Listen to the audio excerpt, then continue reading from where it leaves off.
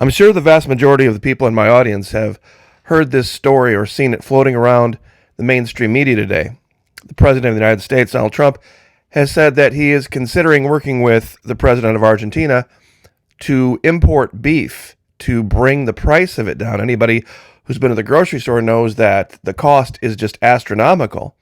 I'm sure many people have had to either skip it altogether or choose some other option, hoping that maybe they can catch it on sale in a week or two. Now, the real story everybody is missing. The U.S. government now purchases things like beef to control the price of it. Would the U.S. government prohibit imports if the price of beef got too low to help American ranchers? And if so, what's that evidence of? That's evidence we're not living in a capitalist free market society, are we? When the government steps in and interferes in the price of something because it's politically not convenient to have it be so, that's socialism. And a long time ago, talking about the story in Venezuela and everybody's misconception about what happened down there, I created this little acronym and put it over a picture: down the socialist trail. The acronym TRAILS, trails, stood for taxed, regulated, approved, inspected, insured, licensed, and here at the very end, secured and subsidized. Well, that's exactly what's happening. A lot of people laughed at me, pointed fingers, said I didn't know what socialism was. Well, folks, this is it.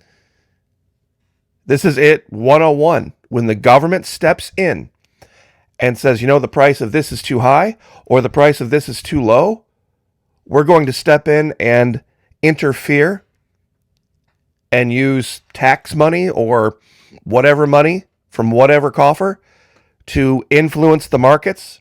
You're not living in a free market capitalist society. And to be fair, Argentinian beef is far better than any other beef in the world. Why? Well, look at where they graze the cattle. The air down there is cleaner. The water down there is cleaner. And what they eat is cleaner.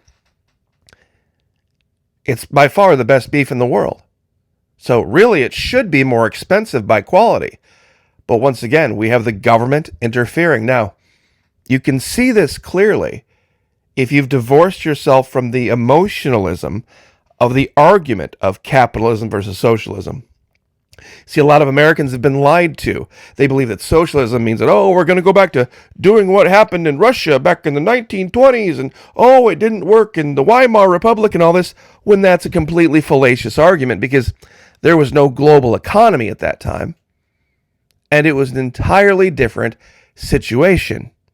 I can show in 100 different ways how this country is now and has been socialist for a long time, not free market capitalist. If you'd like to have that ability to clear your mind, love to have you join us. Florida Maquis Patreon channel. We got 4 levels over there. We just put up a video that we had originally posted all the way back in October of 2022, and it's a completely different argument over there. But reposting some of the old stuff brings up this idea that sometimes when we see things, they're not exactly what we believed they were, because of the emotion clouding it at the time. Now, by the way, if you want to join us at Patreon, fully refundable. That's right, fully refundable. First 90 days, no questions asked, meaning you'd have now all the way to the 22nd of January to decide. And you can say, hey, you know what? I gave you a few months, Maquis. Things are getting tough financially. Can I have my refund? Absolutely. Not a problem. Do it all the time. Brand new people come in. People come and go all the time. So love to have you over there. A lot to learn, a lot to cover. Hundreds of videos. Let's get right to it. Since Trump took office, natural gas is up. Auto prices are up. Gas, he keeps saying it's coming down, folks. Maybe if you buy the cheap stuff. But a lot of Americans don't buy the 87 octane. How many people have noticed this? You go in the super cheap low octane gas is a low price, but then you look at even the mid-grade or the premium, and it's $1, $1.50 more. Those three prices used to usually be within about, I'd say 30 to 40, maybe 50 cents of each other. But now it's like a completely different thing. Beef's up 80%, pork's up, electricity's up. Donald Trump today was just talking about an extra $30 billion that he found for this, that, or the other, and from the tariffs, and I thought it was going to help this. Now, he doesn't have a choice. I will say this before anybody thinks I'm picking on the guy. He doesn't have a choice. There's only one way. There's only one way you bring the price of something down. Is you have to glut the market. You have to bring in a lot more of it than there is a demand for. Trump announced his plan to import beef from Argentina to replace American beef because he, quote unquote, likes Argentina's president. So he doesn't like American farmers. This is, of course, psyops. Make our farmers great again, all this kind of stuff. What would you have him do? You see, what would have to happen for him to lower the price of beef, but not import beef from anywhere else to change the amount of beef on the market, would be to institute price controls. Remember price controls? These are pictures from World War II. Let's all follow the 7-key plan to hold prices down, buy and hold war bonds, pay willingly our share of taxes, provide adequate life insurance and savings for our future, reduce our debts as much as possible, buy only what we need, and make what we have last longer, follow ration rules and price ceilings, cooperate with our government's wage stabilization program. Paying even a penny above the ceiling price can dynamite price controls. This is a real United States of America Office of Price Administration ceiling prices chart from the War Price and Rationing Board. And those of you who didn't think it worked, here's something that's going to blow your mind. You ready for this? You're going to love this picture.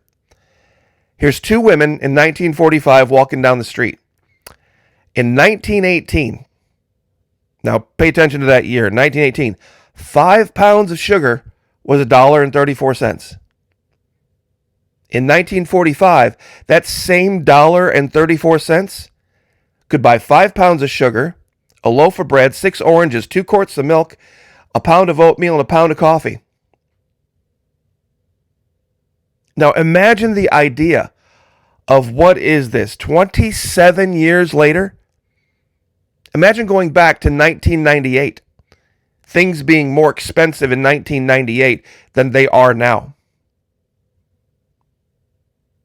Imagine that for a minute. That's what price controls did. 1918, 64.6% rise in the cost of living. By 1945, it all got brought down. Why? Socialism. The average income in the United States is $74,500.